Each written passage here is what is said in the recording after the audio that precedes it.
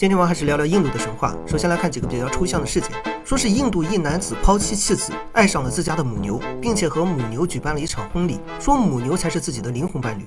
还有印度一男子出轨了3头母牛，并且和母牛组成了一个新的家庭，此后就开始和3头母牛同吃同住。同住还可以理解，但怎么才能同吃呢？简单来说就是母牛先吃，母牛拉完了它再吃。另外除了这些抽象的个例之外，印度南部的一些村庄还会定期的举行牛粪大战，也就类似于泼水节一样，只不过就是把水给换成了牛粪。在这一天，大量的爱牛人士会齐聚一堂，以互相扔牛粪的方式来祈求平安、治疗疾病、疗愈精神。听起来可能不好理解，实际上也确实不好理解。另外除了这些干净又卫生的活动之外，在2020年，为了推广印度制造，印度的一些牛厂还推出了一款牛粪芯片，说是用牛粪可以降低手机的辐射。2021年，为了宣传印度医疗，印度的一些医生纷纷上传了自己给重病患者喂食牛尿救死扶伤的视频。尤其是到了近2年，印度的铃木集团又给铃木整出了一个大活，他们带着铃木汽车的总裁铃木俊宏参观了位于印度西部的一处牛场。搞新能源为什么要参观牛场呢？因为他们计划用牛粪来代替汽车燃料。那这个时候问题就来了，印度拥有全世界3/4的野生老虎，有着人见人爱、风华绝代的巨蜥，那为什么就一定得是牛？死活的就要发展神牛产业呢？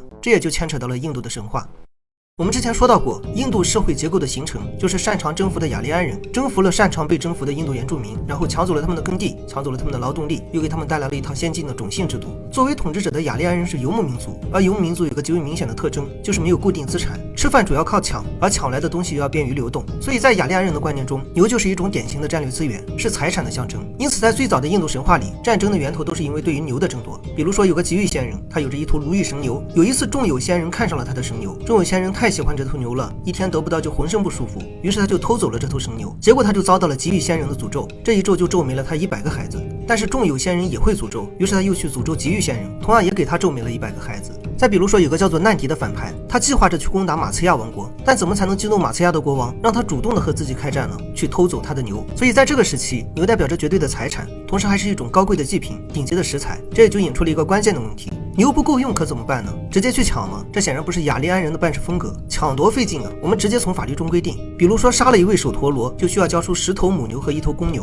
杀了一位刹帝利，就需要交出100头母牛和1头公牛。那如果是杀了婆罗门祭司呢？祭司们大发慈悲，我们祭司主要就是为了百姓服务，杀了祭司可不用交牛，也没有什么严重的惩罚，就只需要先砍断手脚，然后再自焚上几个月就行。靠着爱民如子的办事风格和这些公正廉明的法令，婆罗门祭司彻底掌控了印度的牛园。但也是因为这种风格和法令，导致当地又催生出了一个新的教派。祭司们倡导的是种姓制度和杀牛祭祀，而僧侣们倡导的却是人人平等和禁止杀生。面对这些僧侣和贱民对祖宗之法的挑衅，印度祭司们大发雷霆，他们愤怒地宣布，我们婆罗门从入关开始就一直都是坚定的爱牛人士，是坚定的动物保护者，我们自古以来的传统就是不吃牛肉。更加抽象的就是最初的僧侣只是禁止杀生，而托钵乞食就不挑荤素，但没想到印度祭司直接就搞出了一个素食主义，你们只是不杀生，而我们直接不吃肉，你们说人和牛应该平等，我觉得牛的地位要高于人，这才是真正的慈悲为怀。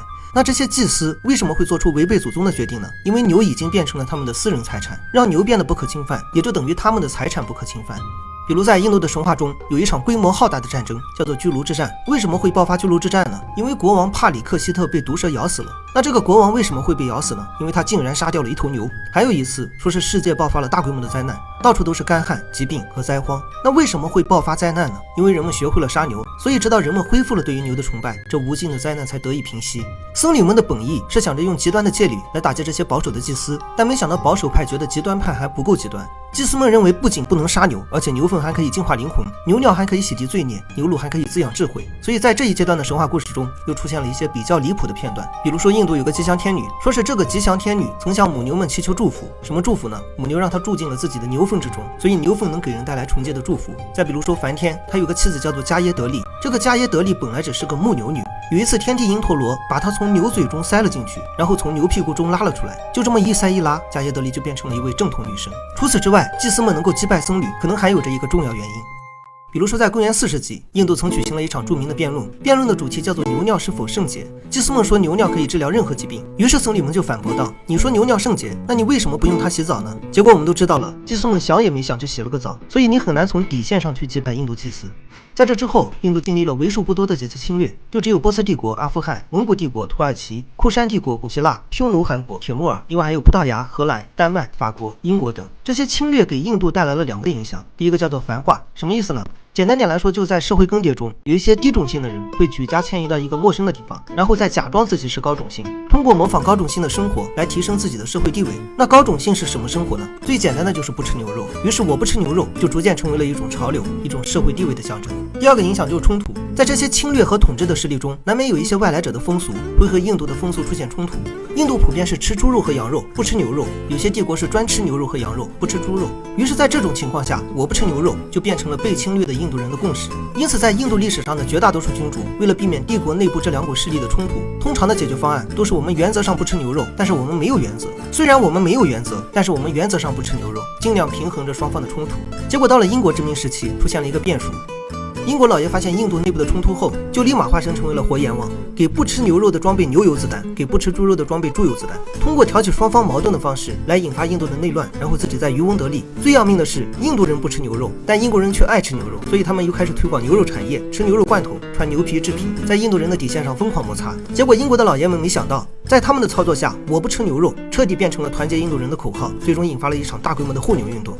为了平息这场运动，英国派出了几位下三旗的官员，用喝牛尿的方式来表现诚意，结果却集体因为腹泻而躺进医院。这几位英国人的遭遇又再次加剧了这场护牛运动。英国人因为喝牛尿而躺进医院，这就等于是牛尿击败了英国人，不对，这是牛击败了英国人，不对，这是印度击败了英国。祭司们认为这是神罚，是神牛在惩罚殖民者。于是印度街头又出现了大量的抗议者，他们开始朝着英军扔牛粪。有朋友可能会问，扔牛粪不是祝福的意思吗？是，但不全是。在印度的神话中，牛粪的作用是万能，它有什么作用取决于你想让它有什么作用。比如说朝着英军扔牛粪，此时牛粪就有了降魔的作用。当然至于英军是不是妖魔，这一点我们说不清楚，但牛粪却是实实在在的牛粪，是不是妖魔他都得躲着牛粪。于是印度又再次击败了英国，反反复复的赢了2次。到了现代，印度有一个著名祭司在乡下游历时，恰好看到了一头母牛正在被人屠宰。看到这一幕，他悲痛欲绝，随后就发出声明：如果不彻底的解决这个问题，那我现在立刻马上就绝食而死。面对着百姓们的怒火，印度赶忙成立了一个全国牛类委员会，而这个机构的最新产品就是我们开篇所提到的牛粪芯片。之后我们就看到了一幅奇景，因为这个我不吃牛肉确实有着拉拢民众的作用，所以在爱牛的问题上又出现了大量的内卷。爱牛就是不杀牛吗？不是，爱牛是把牛当成自己的孩子，我们要人人养牛。爱牛就是养牛吗？不是，爱牛就要给他养老送终，我们要给老牛建造养老院。